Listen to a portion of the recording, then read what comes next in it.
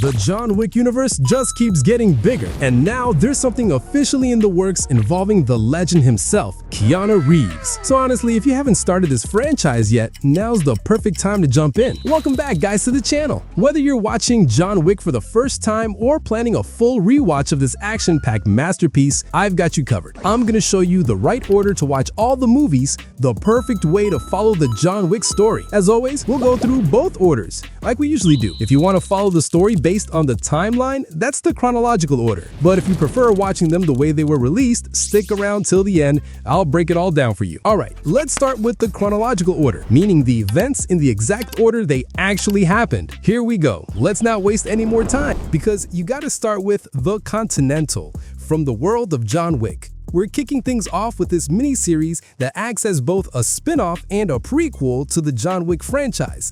It's set in the 1970s, which means it takes place way before the events of the main movies.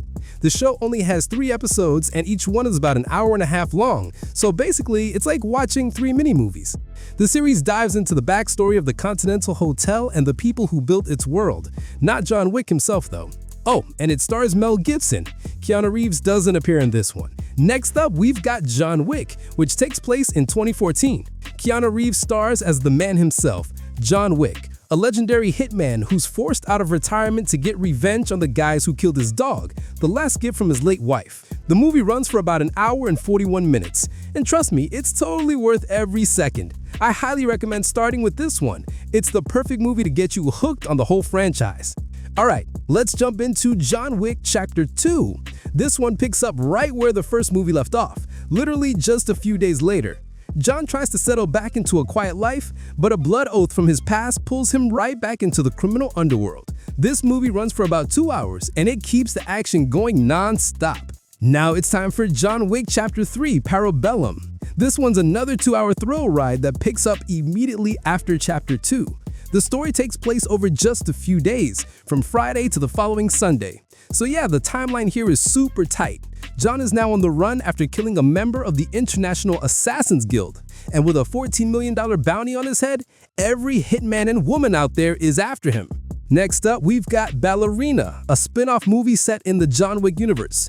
I won't spoil exactly when it takes place in the timeline, but it happens after Chapter 3. The movie stars Ana de Armas as Eve Magarro, a ballerina and assassin who goes up against an army of killers while seeking revenge for her father's death. Oh, and yes, Keanu Reeves is back as John Wick in this one too. And finally, we have John Wick Chapter 4.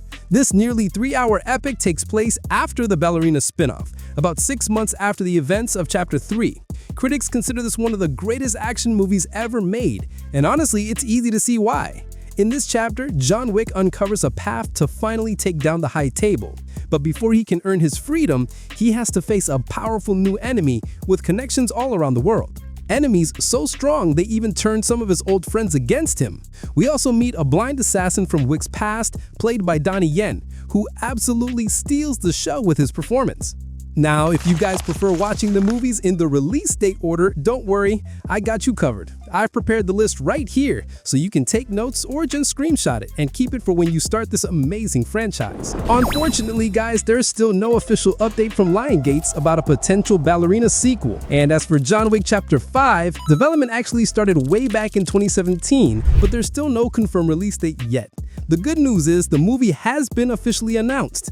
Lionsgate confirmed its development at CinemaCon 2025, with Keanu Reeves set to return as John Wick and Chad Stahelski back in the director's chair. After the ending of Chapter 4, the filmmakers have apparently found a way to continue the story. And honestly, I can't wait to see how they pull it off. Lionsgate's got big plans to keep expanding the John Wick universe with more spin-offs and side stories. One of them is a Kane spin-off, a film centered on Donnie Yen's blind assassin from Chapter 4. It's currently in development with Yen himself set to direct and the story picking up right after the events of Chapter 4. There's also John Wick Under the High Table, a brand new TV series that's on the way. It'll be executive produced by Chad Stahelski and Keanu Reeves and is expected to explore new characters and dive even deeper into the assassin world after Chapter 4. There's also an untitled John Wick animated prequel film currently in development. Keanu Reeves will actually be voicing John Wick in this one, and it's directed by Shannon Tyndall. The movie will explore the famous impossible task, something fans have been curious about from the very beginning.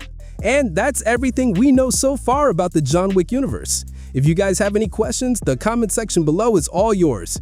Don't hesitate to drop your thoughts or even some video recommendations. Make sure to follow and subscribe for more updates. And as always, thank you guys so much for watching. See you later!